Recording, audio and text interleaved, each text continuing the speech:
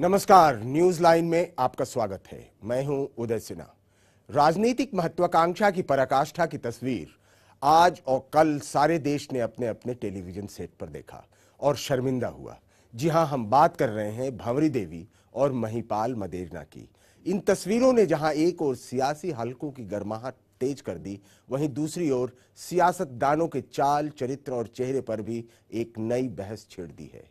दूसरी ओर पश्चिम बंगाल के अस्पतालों में मासूम बच्चों के मरने का सिलसिला लगातार जारी है, लेकिन मुख्यमंत्री ममता बनर्जी के रुख से लगता नहीं कि उन्हें इससे कोई फर्क पड़ता है।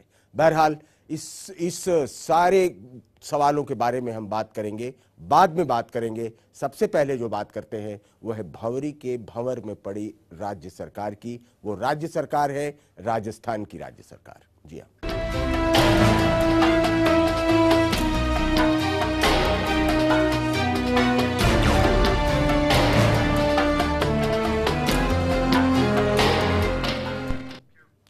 राजस्थान सरकार के पूर्व मंत्री महिपाल मदेरणा की मुश्किलें बढ़ती जा रही हैं।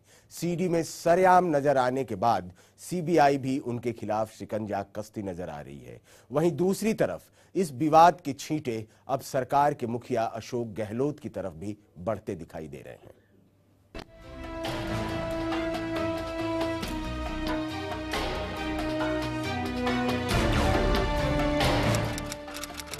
भंवरी का भंवर। भंवर में सरकार, भंवरी का सच। सियासी गलियारों में इन दिनों इस नाम ने भूचाल मचाया। हर तरफ इसी के चर्चे हैं। राजस्थान के सियासतदानों के लिए ये नाम किसी तलवार से कम नहीं। महिपाल मदेरणा यहां की सरकार में मंत्री की हैसियत रखते थे। इन दिनों एक सीडी में बेजा हरकत करते हर घर में आम हो गए हैं। सुबह और शाम सीबीआई दफ्तर में गुजर रहे हैं। गिरफ्तारी की तलवार सर पर लटक रही है। उनकी वजह से आला कमान को कोई जवाब देते नहीं बन रहा। महिपाल मदेरणा को लेकर जो केंद्रीय जांच ब्यूरो की जांच है वो चल रही है। जहां तक आपका ये सवाल है कि क्या वो कांग्रेस के प्राइमरी सदस्य हैं कि नहीं, मैं जो प्रभारी महासचिव हैं उनसे जानकारी लेके आपको जरूर अवगत करा दूंगा। भंवरी के भंवर में राजस्थान की सरकार हिचकोले खा रही है। मदेरणा किसी भी वक्त अंदर जा सकते हैं। एक दूसरे विधायक मलखान सिंह के भी ऐसे ही आसार दिखते हैं। सीडी पर सच सरेआम होने के बाद अब सीबीआई भी हर पल अपना शिकंजा कस रही है। अदालत में आरोपियों के खिलाफ स्टेटस रिपोर्ट दाखिल कर दिया गया। उच्च स्तरीय जांच की मांग की गई। हालत यह है कि भंवरी का दाग मुख्यमंत्री अशोक गहलोत के दामन तक भी आने लगे हैं।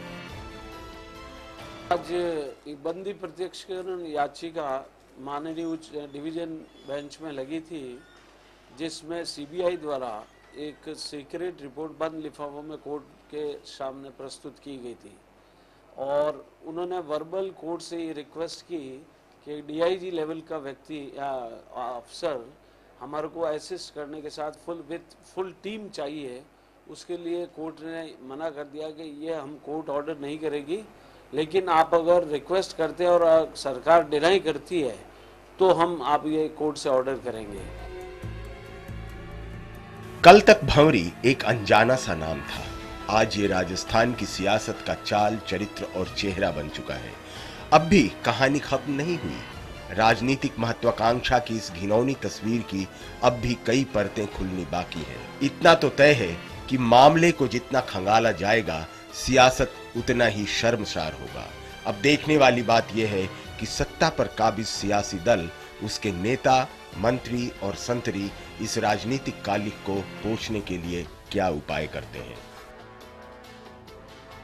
ब्यूरो रिपोर्ट के साथ जयशंकर, चैनल 1 न्यूज।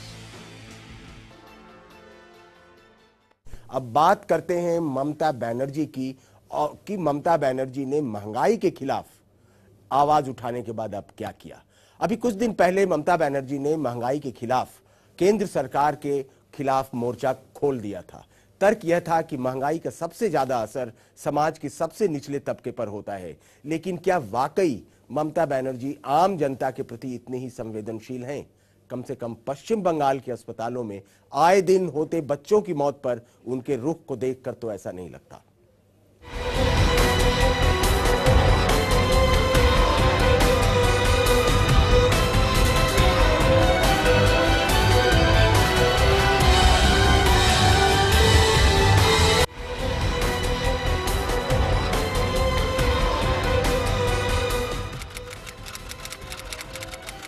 ममता पर सवाल।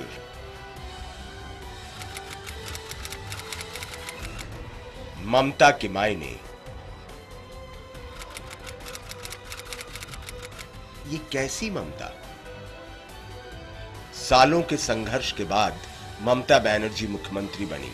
पश्चिम बंगाल को उनसे बेपनाह उम्मीदें थी।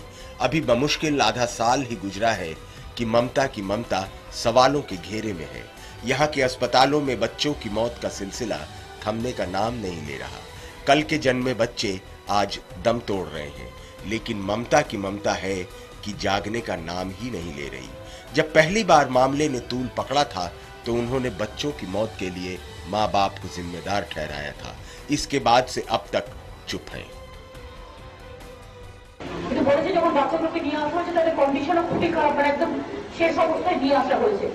কিন্তু সেটা আমরা আমার পার্টি যেটা দেখায় সেটা হচ্ছে চিকিৎসার দিক থেকে কোনো অবহেলা ছিল না।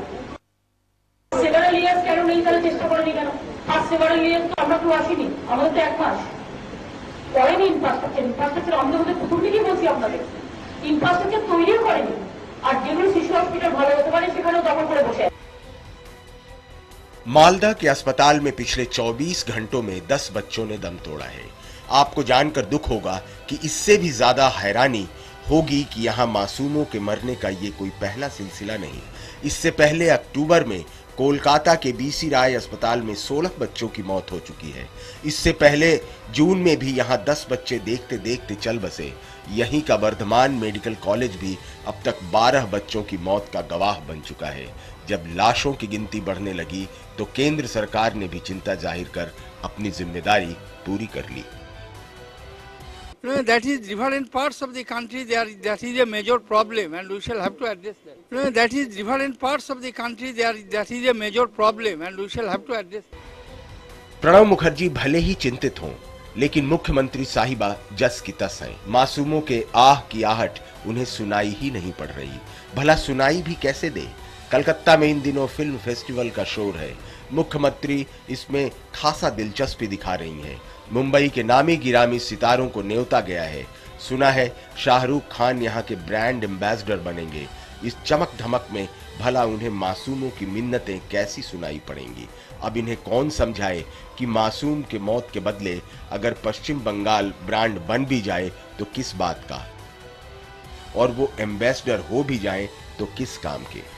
ब्यूरो रिपोर्ट के साथ जयशंकर, चैनल 1 न्यूज। एक तरफ राजस्थान में कांग्रेस फंस गई मदेरणा के चक्कर में और भंवरी के भंवर जाल में, दूसरी तरफ कांग्रेस की सहयोगी पार्टी की नेता ममता बनर्जी पश्चिम बंगाल में बच्चों के मरने के बावजूद बहुत गंभीर दिखाई नहीं दे रही हैं, और प्रणब मुखर्जी जो वित्त मंत्री हैं वो उनको बचाने के लिए सामने भी नहीं आ रहे हैं।